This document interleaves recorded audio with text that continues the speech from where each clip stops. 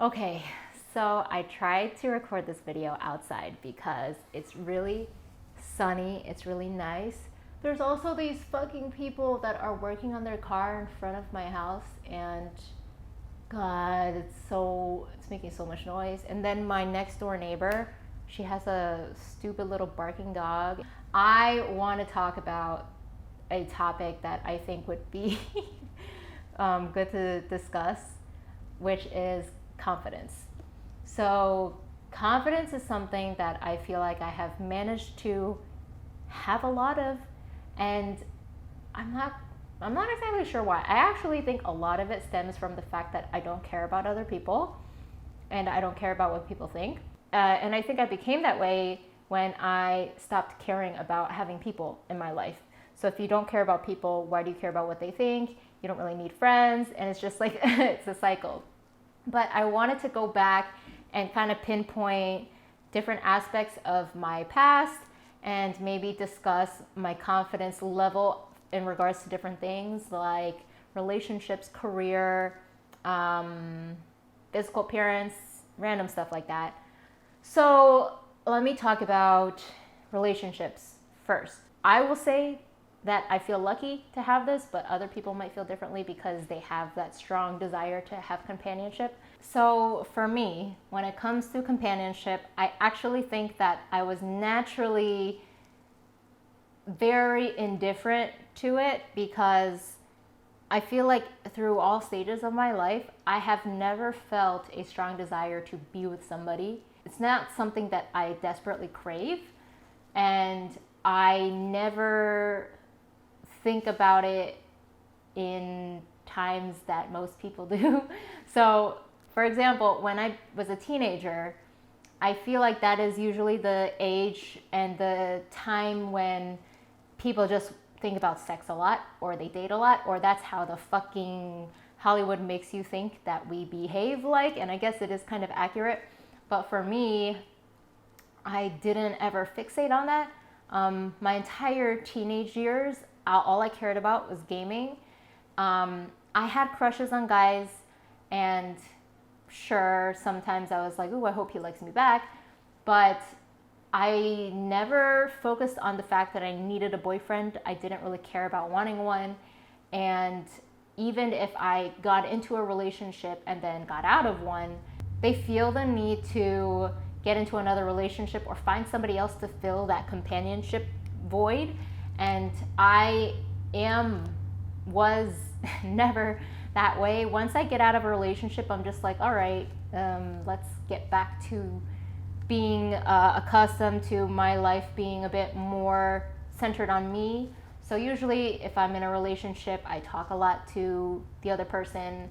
I hope to spend a lot of time with the other person. So if you take that all away, it is routine, and then you have to readjust to not having that anymore. And that mentality of just never focusing on when the next person come along, that has just always persisted throughout my entire life. And I personally am really grateful for that fact because I think it's been since like college years where I strongly feel like I don't need anybody else. I will admit that there are times where I think I hold on to that too much, where if I feel any type of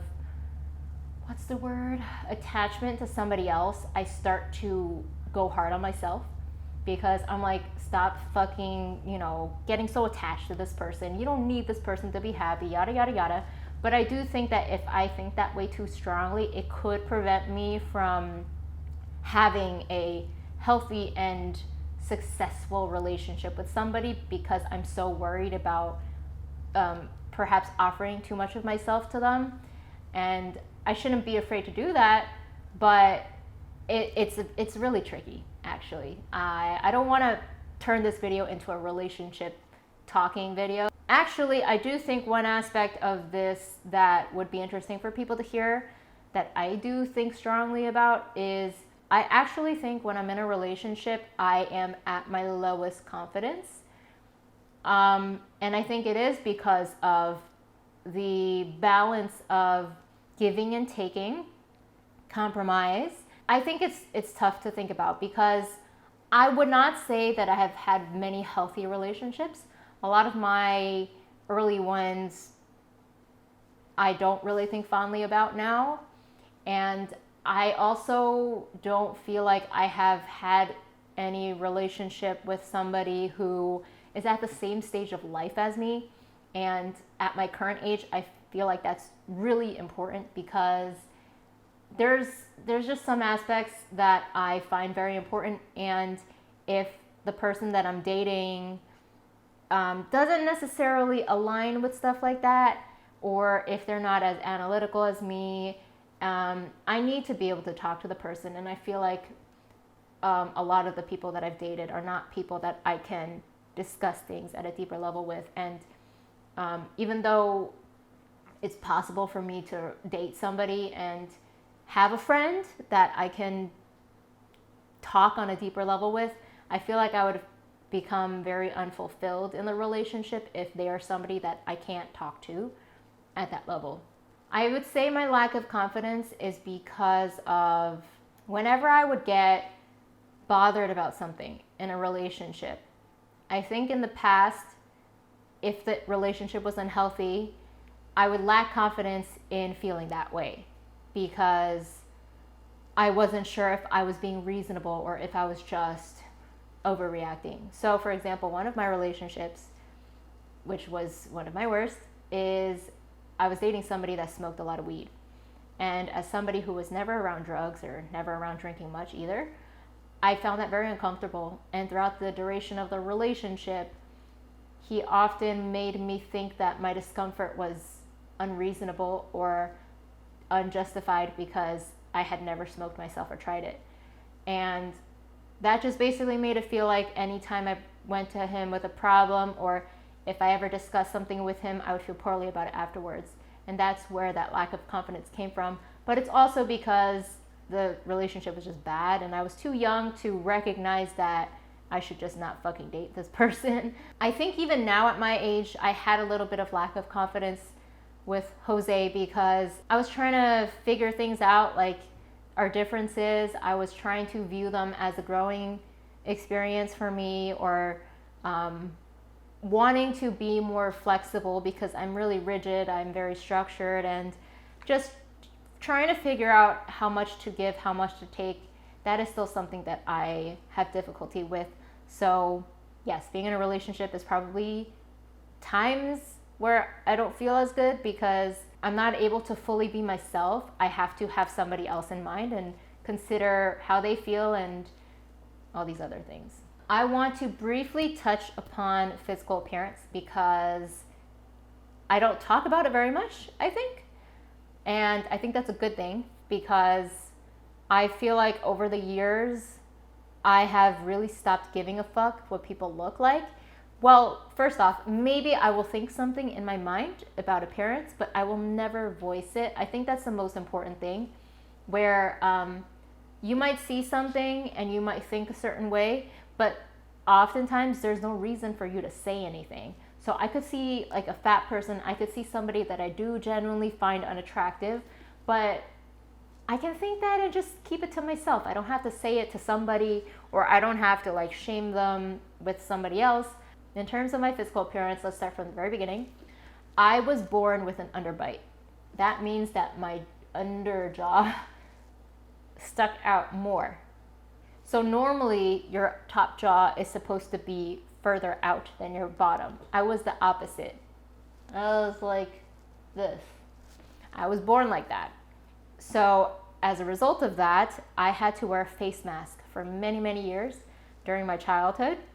This was one of those face masks where it basically had like a metal bar going down the middle right here. I would have like a forehead cushion piece and then a chin piece, and then there would be a bar over here, and I had braces too at the time, so I would wear a rubber band attached to the top jaw, back tooth, and then it would connect to this bar. And basically what I was told is that I needed to wear this for more than 50% of every single day, which basically means that anytime I was home, I had to wear this, because the way that he described it to me is you're making an adjustment to your body, and your body is probably trying to repair what was changed. So I'm trying to move my jaw forward, and my body is trying to repair it by moving it back. And if I don't wear it for more than the time my body was trying to revert it, then I'm not going to make any changes. I hope that makes sense. I might be having the wrong understanding of it, but that's the way that he kind of portrayed it to me. I hated wearing it, not just because, like, I wasn't wearing it in public, so it wasn't that I was ashamed of like wearing a mask or anything, but it was uncomfortable because rubber bands are coming out, which means that they start to kind of like cut into my lips as I wore it for longer periods of time. And it was just really, really annoying to wear. I hated it.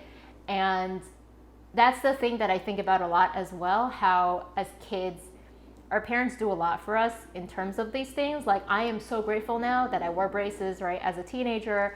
I am so grateful that I went through this process, because if I didn't, I would have to go through surgery. And I think I watched a video once of them literally, they cut your fucking jaw and then they reposition it and then they use screws.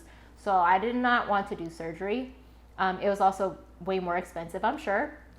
But your parents do these things for you, take you to the dentist, and as kids, we don't understand as much, or like we don't care about these things. We're just like, oh my God, this is uncomfortable. That's all we care about.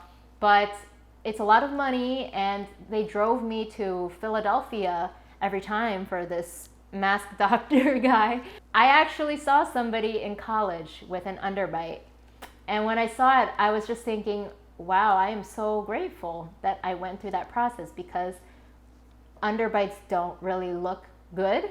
Sometimes I tend to forget. Like, if I don't come across that topic of this underbite thing, I do often forget that I used to have that condition. So anyways, I started off with that. I wouldn't say that I placed a lot of emphasis on my appearance in regards to that, but actually sometimes, I guess, if I look at somebody's profile view, my chin does stick out quite a lot. Even now, after it has been, for the most part, fixed, I do feel like my chin sticks out a lot. But my dad is also very similar in that way. My dad's jawline is very strong. In high school, I'm gonna just start from high school because I feel like that's where people start to care the most about looks. But first off, this is something I'm really surprised about, but I don't know. I just managed to be really ignorant about it. I was very ignorant about makeup and how much it could change your appearance. I never watched any videos for makeup. My mom may have worn some makeup, but I actually just didn't really focus on it, and never felt curious about it. So all through high school, including most of college, I never wore makeup. I never had interest in makeup, and I didn't even know how much it could do for you. Like, I'm pretty sure I would see a bunch of girls in high school that were pretty, and I would just be like, wow, they look pretty. I wouldn't think they look pretty because of makeup. I just thought they naturally, like, maybe I would see some girls' fucking eyelashes being super, like, lifted, and I'd be like, wow, her eyelashes look amazing or something, and I wouldn't think that she was wearing mascara or fake lashes. I don't know. I was just completely not thinking about makeup, and honestly, for the most part, I don't think I focused on physical appearance much at all. It wasn't until maybe a couple years after I graduated college, so maybe like 22 or 23, I had the smallest, briefest time where I was insecure about my boobs. So I know they're small. My mom has small ones too, and Asians tend to have small boobs. So for a while, I was a little insecure because if I was really into fashion at the time, I do personally think that if you have like boobs kind of proportional to your body, then they could really enhance a top. So for example, some tops, if you have more pushing out the material over here, I just feel like it would fall on your body nicer, if that makes any fucking sense. I was slightly insecure about that for a while. I was kind of just wishing, I was like, oh, this would be nice. And then for a short while, I was wondering, would I actually get a boob job? Like, I was thinking about that in the sense of, would I consider doing it? Not in the sense of I want to get one. I was just wondering, because for a while I was always like, yeah, I'm really anti getting a procedure done to change my appearance. But then I was thinking about it in a different way that I probably didn't have the capacity to think of it in that sense earlier, which is that you are getting the procedure for you, not for somebody else. So it's very easy to see somebody get a boob job and be like, oh, she's getting it because she wants more attention from guys. But no, if I were to get a procedure, it would be for my own satisfaction.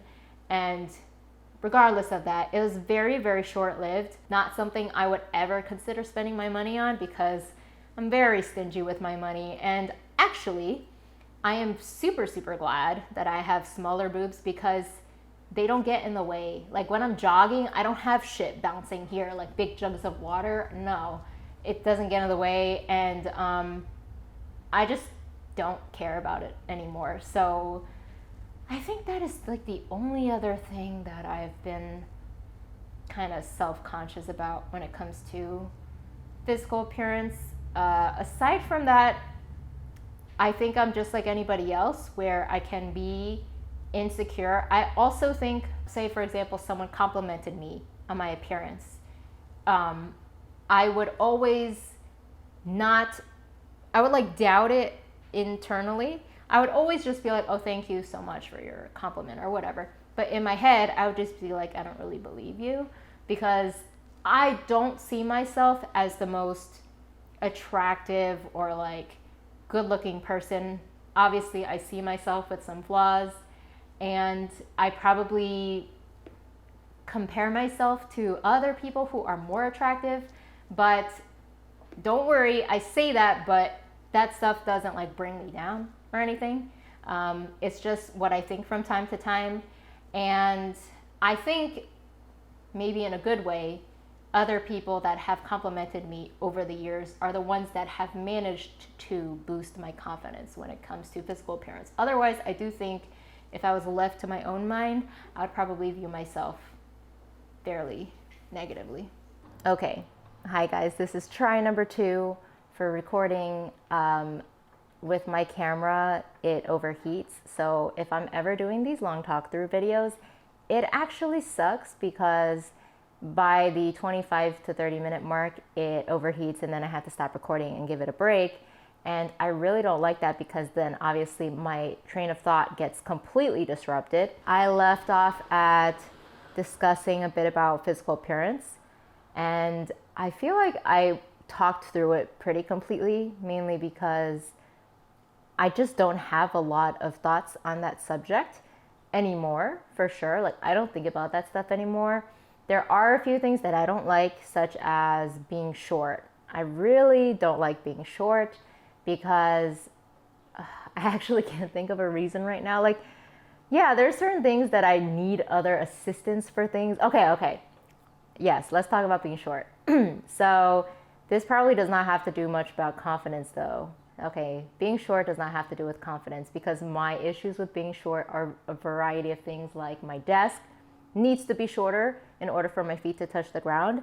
And that is a little bit more annoying because, yeah, like a typical average height table would be too tall for me, which means that I need to buy something else, such as having a sit-stand frame in order to move it a little bit lower for me to have it like ergonomically proper, if that makes any sense. Me being short also affects things like the couch. If the depth is too large, then I don't sit comfortably. The toilet usually is too tall for the most part, which means that my feet don't sit flat on the ground. They're like this, which is not the most comfortable if you're taking a long shit. But let's move on from this topic because it's not confidence related. It's inconvenient for things. Like if I want to change a light bulb, people usually need some form of elevation assistance for that. So that's a little different. But just like reaching for things, cabinets, it's harder for me and stuff like that. I guess the next thing that I can think of is career. So I already did a complete video talking about career, and that one is fairly complete because I still work at the same company.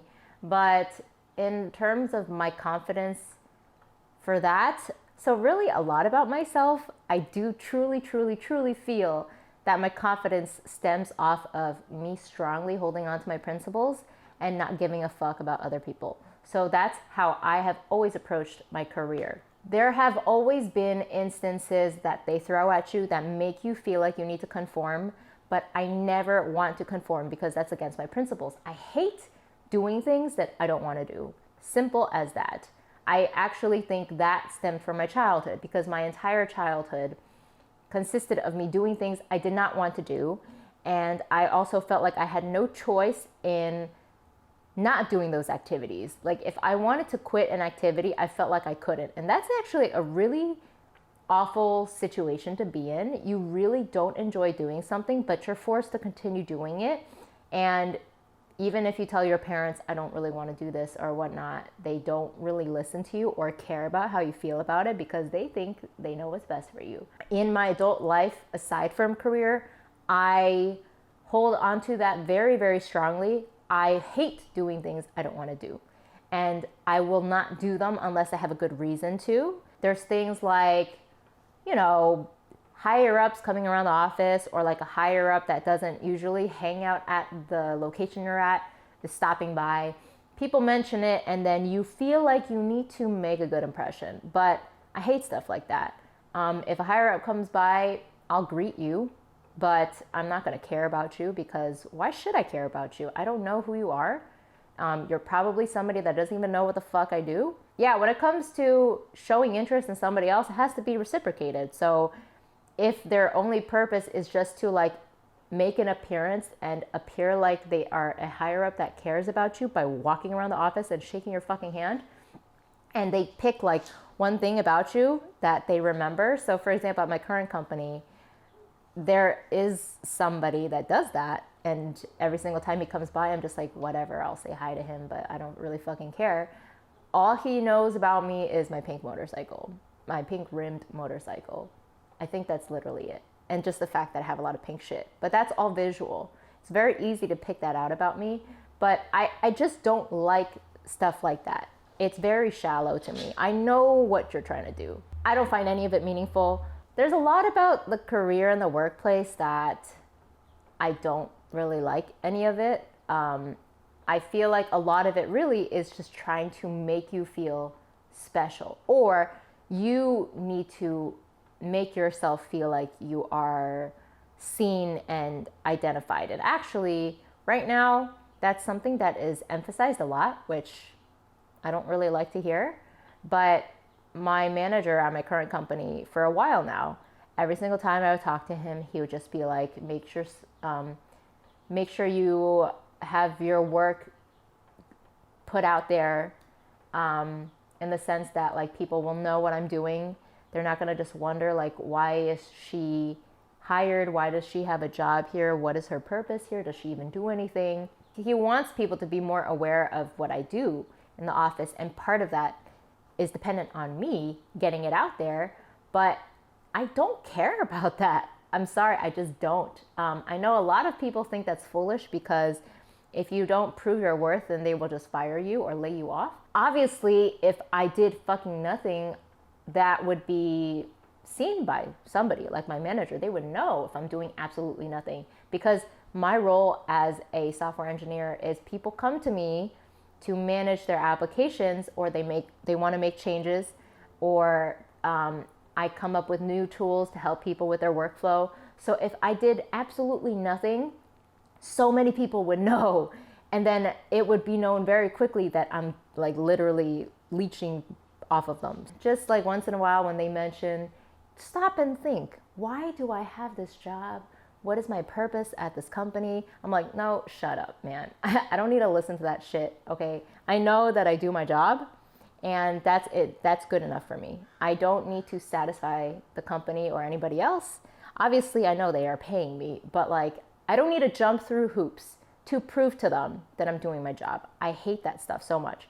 There was a time 2 years ago where our upper management was shifting around. Somebody was retiring because he was old and somebody new was coming in. This somebody new is somebody that doesn't know what the fuck the technology we were using is. My lead was somebody who basically gave me all of my tasks. He is the one that I don't work with anymore because of misogyny video. Watch that if you want to know. He started getting nervous, I guess, because he was like worrying about his job and like wanting to make sure that our team was shown to be worth keeping. So he kept asking me to work overtime. And every single time I was like, no. Because he was like, you get paid extra. I'm like, I know I get paid, but I don't want to fucking work more than 40 hours a week. Sorry. No, you need to give me a very good reason for that. And the thing is, if I need to work overtime and I need to like do things abnormally to prove to them that I'm worth something, then I'll just find another fucking job. Because he wanted to put out results faster by working overtime, which is not what we're regularly going to be doing. We're not going to be putting in that extra time. But it was the same situation where this higher up knows nothing about the technology we were working with. He doesn't know anything about our jobs. He doesn't know anything about what we do. But we need to prove to him we're worth something when he could actually put in some effort to understand what we do. Like that's what I don't like. These people that come in that are ignorant, that don't know shit, but they have the power. We are supposed to prove to them, hey, keep us around, please, we're worth something, blah, blah, blah. No, I don't want to do that. That's just kind of where my career mentality is stemming from. So instead of mentioning all of that, I'll actually dive into what I think is the confidence related thing for a career, which is, for me, I would say that once I have the job and once I'm working, I feel confident because I'm confident in my problem solving skills. I'm confident in my multitasking skills. I'm confident in my communication skills. I'm confident in my learning skills. I learn things very quickly. And those are all things that I know I'm good at doing because historically I have always done things a certain way, and I don't feel like I have ever come across a task at work that I absolutely cannot do after spending some time on my own trying to figure it out. I always figure it out. So once I have the job, I'm confident. The interview process, I am not confident in. Well, there are parts of it I'm confident in. So for example, my talking ability, I am confident in that just because I managed to, I don't know, I speak well. And I haven't really realized that until people started mentioning it to me more. But I actually wonder if vlogging helped practice me for that because, well, actually, no. I've had already 2 jobs since I started vlogging, but just like, I do think I started noticing. I remember, I remember the first time I was trying to find a job and the woman asked me about my GPA or something. And I think she asked a question where I internally was wondering, do I want to tell her the truth or do I want to lie? And I think I told her the truth. I think she asked me something about school. And then I told her truthfully I hated school and that I don't think GPA is a good indicator of intelligence. And I think from that point on, I just always feel the most comfortable being honest about any topic. I like that a lot because I understand that a lot of people are worried about hurting people's feelings by being too honest. I don't want to say I don't care about most people's feelings because I don't care about most people. But even for somebody you care about, it is very important to be honest because I feel like your actions will be slightly different if you're trying to be nice to them. I do think I speak well. I speak confidently and I don't feel like I sound awkward when I'm talking. I think that is really important because if you're talking to somebody who's very not able to get their words out without sounding incredibly awkward and uncomfortable, then the interviewer will feel uncomfortable. And I also feel like that may affect how they perceive you, which could lead to them not liking you as a candidate. So that part I'm good at. However, the technical portion of just needing to code in front of people and maybe being asked some fucking questions, all of that stuff I'm not confident in because I don't like it. And I hate that part of the interview process. And because of that, it's very hard for me to dedicate time to improving that for myself, because I understand that's a really large part of my field in terms of the interview process. Okay, try number 3. Maybe I should have done this all along. I didn't turn on my lights earlier, but I think one of the last things worth mentioning is probably dog training, because I think that is one of the newest things that I've tried in my life lately that I have had no previous exposure to. So the thing about that is, in the beginning, I was definitely lacking in confidence because I had never worked with any other dog other than Riley before. I mean, I've worked with other dogs, but it would just be like very, very short sessions. When it comes to board, I've never actually had a dog stay with me the entire time, and kind of figuring out whether I was doing things correctly in regards to some of the trainers that I follow personally. I definitely had doubts about that at times. I would say one of the biggest things that was necessary for me that didn't occur until later on in doing my business started in around like July, and then I went to a seminar in December. And when I went to that seminar, the trainer that I follow, Jeff Gelman, he is from Solid Canine Training and he is from Rhode Island. He pretty much does these seminars around the country, and they're problem solving seminars, which means that you see a lot of dogs getting corrected. And the thing is, for me, I had never seen any of that. I've never seen a trainer work before. So I don't know what the ugliness of dog training looks like, or I wasn't confident that these were the things that were supposed to happen in order for growth to happen. And yes, there's some ugly moments.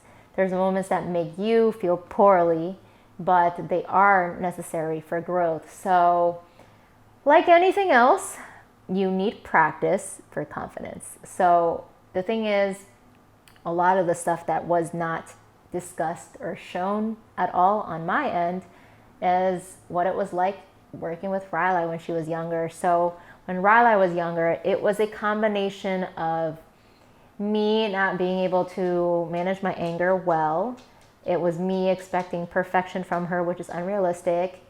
And it was me just being like overly strict and just expecting too much out of her. And I probably also didn't train her that well. Like, our communication and her understanding of what I wanted was probably not very clear to her. So those times were very bad, very, very bad. And it was ugly. I was crying a lot. I actually do think I can confidently say that that time of my life, when she was a puppy, first 6 months, I'd say, I felt the lowest I had ever felt before, because of hating myself in terms of how I would react to her, and feeling really poorly about our relationship, and just not feeling like a good enough person for her. So that took a lot of growth for me and change to reapproach how to train her. So it took a while. I would say it probably took maybe 1.5 years until I felt really good about what our relationship was like and what we managed to do. Because it was bothering me a ton. I was feeling so low about it, and I really wanted to change things, so I had to go through some virtual lessons, learn e-collar training on my own. I have never had somebody physically in person teach me any of this stuff. I did have virtual lessons, but I still feel like that's a little bit different, because those were kind of like revamping our relationship, kind of resetting. But I think I only ordered 3, so it was just 3 hours. I'd say for the most part, I still had to do a lot of it on my own. And yeah, when it comes to the business now, I am really confident now because, of course, I've had several board and trains, and I would say that they are for the most part successful. The only difficulty that I have with them is my own issue of expecting perfection. So I do still have a lot of pressure on myself, because if a dog stays with me for a week, I really want the owner to be like blown away by the progress. But the thing is, I think from my perspective, and my perspective is really rigid and kind of similar to my upbringing, where it's just like, oh, the dog needs to be like so good at everything and just needs to hold the command until I release them, distance, duration, all of that stuff. Recall is perfect, behaving super well and everything. And generally they are like that, but they're not going to be perfect. Like if I say down, they're not going to down every single time. Sometimes they are going to need help of the e-collar to be like, oh, sorry, did you say something? Like a dog is not always going to be focused on me in one fucking week. So I do have that problem a lot. And even for this upcoming dog, he's only staying for 1 week, and it is a husky. So I do expect him to be a bit more challenging in the first few days before he will start to be more accepting of everything. But yeah, practice for anything. Anything that you are trying to improve at requires you to be doing that activity more and more, as well as having the right mindset for it too. So I did have that one instance with one of my boards where there was an accident. He bit the tip of his ear. I had to bring him to the hospital, and it costed me a lot of fucking money. And that was really discouraging for me, because I felt like, yes, I did approach that situation probably not in the best possible manner, or leading up to it, I probably did not do something I should have. And to have a client trust me with their dog and for them to have an accident was shitty. Since then, though, I guess I've had 3 boards since that happened. And even though I am very afraid of something health related happening to the dogs here, for the most part, I do feel like I'm doing a pretty decent job.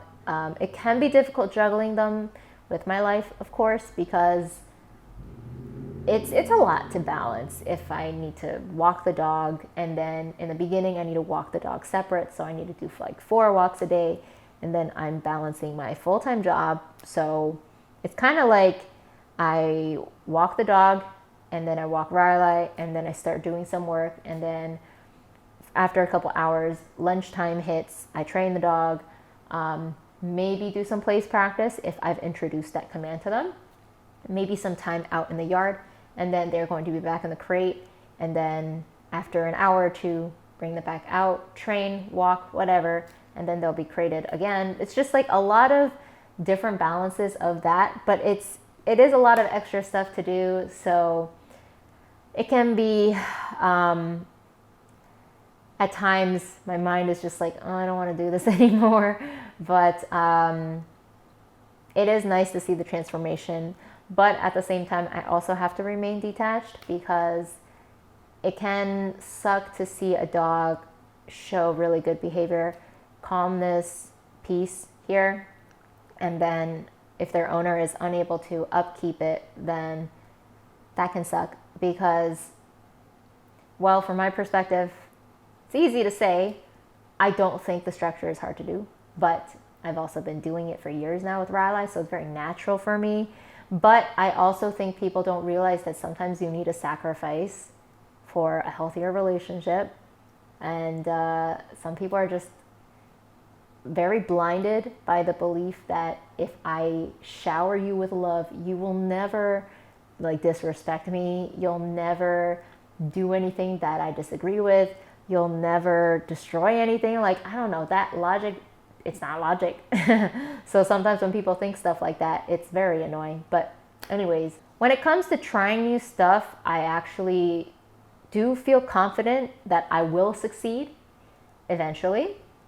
So I might not be great at it right away, but I am confident that I'm able to learn it well, and then I'll be able to execute it well in the future. So I guess I just feel like if I've ever put time and effort into anything, I managed to be pretty good at it, which is why when I decided to do my business and try to do this training thing, I didn't worry about like, oh, what if I fail, or like, what if I don't have enough clients? What about this and this? But it's the same way I approach career, where it's like, if I get clients, great. If I don't, then whatever. Maybe in the beginning when I was actually putting money into advertising and all that, that's not the right attitude to have. But now that I'm not putting any money into it outside of my website, and occasionally I need to pay for a subscription thing to make it easier when people want to book a board, because they need to read through the contract, sign it, and then put in a deposit. And having that automated is so much better. In the beginning, I was like needing to chase people for their money, which was very annoying. It's like, okay, let's book this. And then I'm like, all right, pay me, please. And then it's like, where are you? Now, it's definitely just like, if people find me, then cool. Maybe in the future, if I feel like it, maybe I'll advertise a tiny bit. But for now, I just don't want to. These past 2 boards have been a very pleasant surprise. I think that should pretty much be everything I want to talk about when it comes to this topic. If you do still have questions, please ask me in comments. I am an open book. I don't mind talking about anything or sharing anything. But for now, I think I've covered everything. And I also think this video is probably going to be approaching an hour, which is pretty long. Thank you for watching and learning more about me.